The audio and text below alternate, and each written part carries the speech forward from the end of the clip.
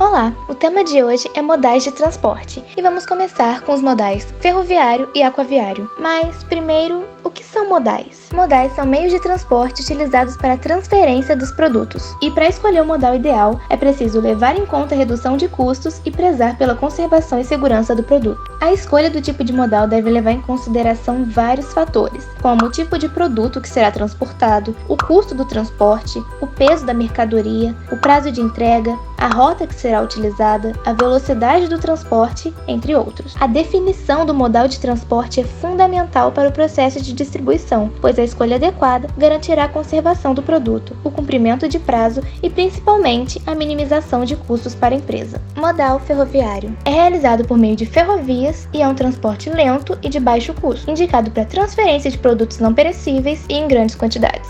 Vantagens e desvantagens: alta eficiência energética, grandes quantidades transportadas em longas distâncias, inexistência de pedágios, baixíssimo nível de acidentes, melhores condições de segurança da carga, menor poluição do meio ambiente e baixo custo de manutenção. Tráfego limitado aos trilhos, sistema de bitolas inconsistentes, malha ferroviária insuficiente e sucateada, necessita de entrepostos especializados, nem sempre chega ao destino final, dependendo de outros modais, e pouca flexibilidade de equipamentos. Curiosidades: a primeira ferrovia no mundo surgiu na Inglaterra em 27 de setembro de 1825. O transporte ferroviário chegou ao Brasil através de Dom Pedro II, príncipe regente, que deu concessão a Irineu Evangelista de Souza, o barão de Mauá.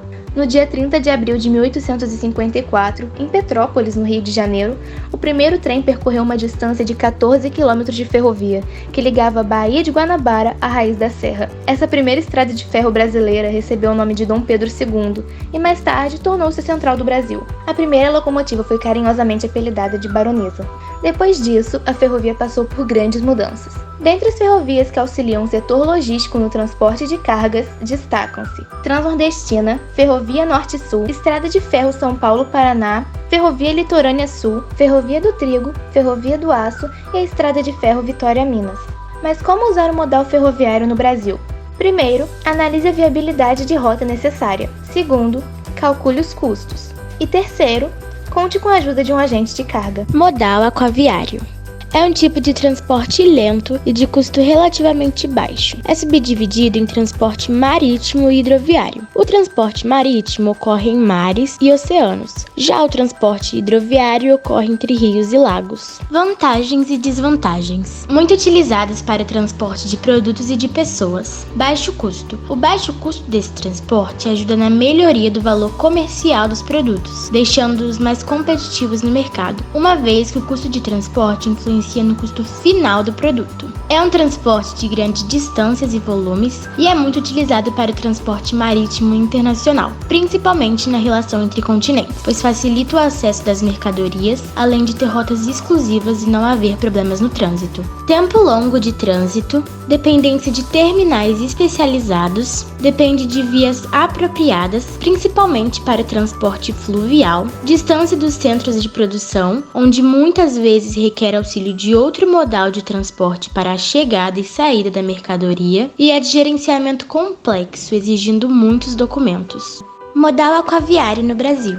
No Brasil, há uma rede hidroviária de aproximadamente 22.037 km e transporta cerca de 13% da mercadoria interna do país. Na região amazônica, há cerca de 80% das vias navegáveis do país. Por isso, é a região onde tem os maiores números de hidrovias. Principais hidrovias: Amazônica, com 17.651 km, Tocantins-Araguaia, com 1.360 km, Paraná-Tietê, com 1.359 km, Paraguai, com 591 km, São Francisco, com 576 km e Sul, com 500 km.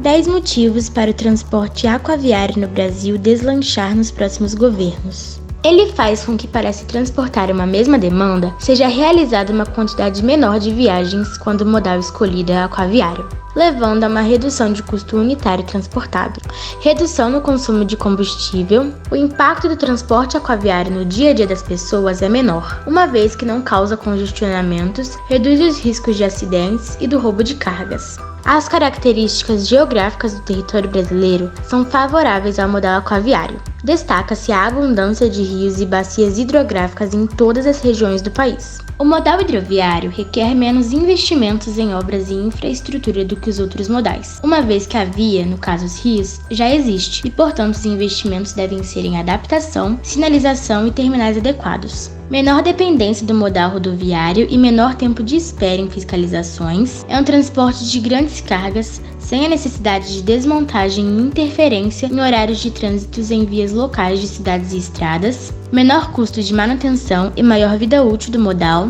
possibilidade de integração das bacias hidrográficas do Orinoco, do Amazonas e do Prata, favorecendo o comércio e a competitividade na América Latina. Curiosidades: o transporte marítimo, quando é realizado através de portos localizados no mesmo país de origem, é chamado de cabotagem. Já quando atravessa diferentes países, é chamado de transporte marítimo internacional. Esse foi o vídeo e até a próxima!